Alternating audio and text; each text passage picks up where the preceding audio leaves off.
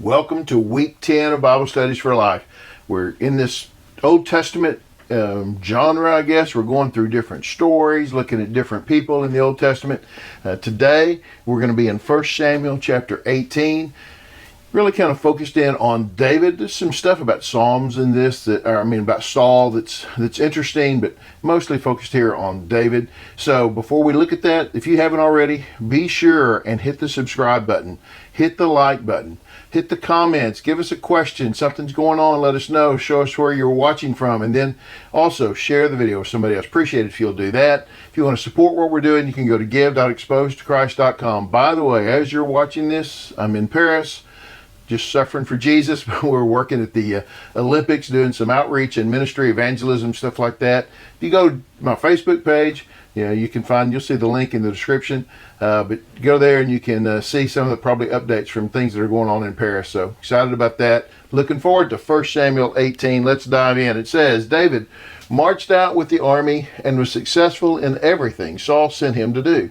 Saul put him in command of the fighting men, which pleased all the people, and Saul's servants as well. As the troops were coming back, when David was returning from killing the Philistine, the women came out from all the cities of Israel to meet King Saul, singing and dancing with tambourines, with shouts of joy, and with the three-stringed instruments. Okay, I stopped it there on purpose because I like this. This is a great setup for what we're about to see. But look at this. David gets sent. He marches out with the army and successful. Right? On whose behalf? On Saul. Saul sent him to do things. You have to get a picture of the story that's going on here, right? David has been anointed already by Samuel to be the next king, and David and Jonathan, Saul's son, have become very good friends. We'll see that in the next week, actually. It'll come up next week, but they've become good friends, and now David has been sent out with orders from Saul to go out and do some fighting, right? Saul put him in command of the fighting men. He's in command of all the army. So he's doing this for Saul on behalf of the nation of Israel, right? And everybody's happy. All the people, Saul's servants, the people that worked with Saul all the time, the ones in the palace, they're happy about everything that's going on, right? So they've won, and as they're coming back, look at this. David's returning. They've killed the Philistine, and look, the women came out from all the cities to meet King Saul. They came out to meet King Saul, and they were singing and they were dancing, shouts of joy. They've got the instruments playing. It's a party. It's a great parade. Everything's great. Well, not really. As they danced, the women sang, Saul has killed his thousands, but David his tens of thousands. Yeah, this is not good for Saul. Saul doesn't go for this, right? This song, Saul's killed thousands, but David has killed tens of thousands. Saul was furious, and he resented this song. They credited tens of thousands to David. He complained that they only credited me with thousands. What more can he have but the kingdom? So Saul watched David jealously from that day forward. Okay, so they're singing this song, and Saul's listening to the song, and he hears the words, and he recognizes it, and he is furious and has resentment. Two things that often go together: his ire, his anger, his rising. He resents what's being said, the song they're singing. He doesn't like that. That doesn't seem right to him. And catch, he heard it well, right? Tens of thousands to David, but me with only thousands. It's true. Okay, it's true.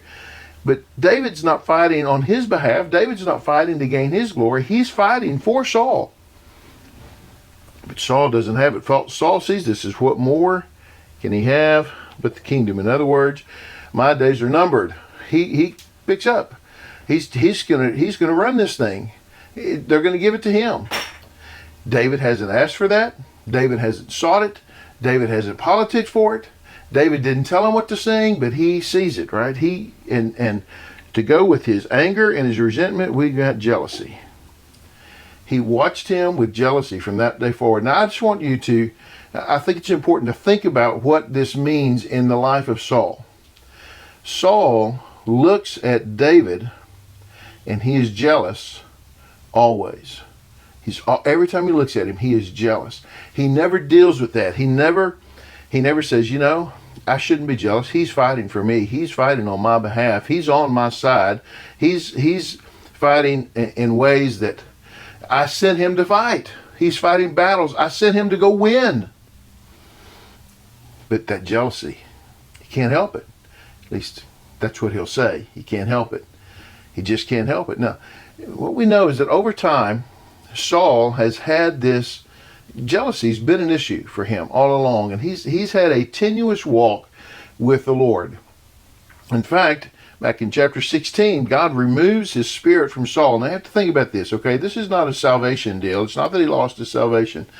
In that day and time, before Pentecost, the Spirit came on who the Spirit wanted to come on. And it was usually just one at a time, sometimes more than one at a time, but to fulfill a purpose within that person's life. This was not a sign of salvation. It was not a sign of God cementing their relationship, because the Spirit, there were plenty of people who believed in Jesus, believed in God, followed him, had faith in him, who did not have the Spirit, because the Spirit's only on one or two at a time. It's limited. But God has pulled his Spirit away from Saul, and Saul is on his own in a sense, okay? There is a transition that is going to happen. So, but we're really looking at this from a human standpoint. His jealousy is destroying his life, and that is still true today. If we're angry and we allow that to become resentment, it will become jealousy and it will destroy our lives. And that's what we're seeing in Saul, okay? So, the next day, an evil spirit sent from God came powerfully on Saul, and he began to rave inside the palace. And David was playing the lyre as usual, but Saul was holding a spear, and he threw it thinking, I'll pin David to the wall, but David got away from him twice. Okay, now this is one of these passages. There are three of these passages like this that talk about this evil spirit sent from God to Saul. And I think it's best to probably read that as, I don't get that, other than God allowed an evil spirit to take over or to have great influence in the life of Saul. God allowed that to happen. Now the spirit, okay, we have to keep ourselves in the right time frame. This is pre-Pentecost. This is before the Spirit has come on all the believers. Okay, and God has allowed this evil spirit to have great influence on his life. And look, he begins to rave. And it's not the first time this has happened. And in fact, it's one of the reasons that David would play. For Saul, it soothed him. It soothed him. And so David's playing, but Saul is giving into the pushing, the influence, the raving from this evil spirit. And at the point where he thinks, I'll just throw this spear and pin him to the wall. I'll just kill him. I mean, if it throws a spear and pins him to the wall, he's going to be dead, right? That's the idea here. But David gets away from him twice. Saul is falling fast. And Saul was afraid of David. Now I want you to catch this. He's trying to kill David, and twice he tries to kill him, but Saul was afraid of David. Because the Lord was with David, but had left Saul. The Lord was with David and had left Saul. That was clear.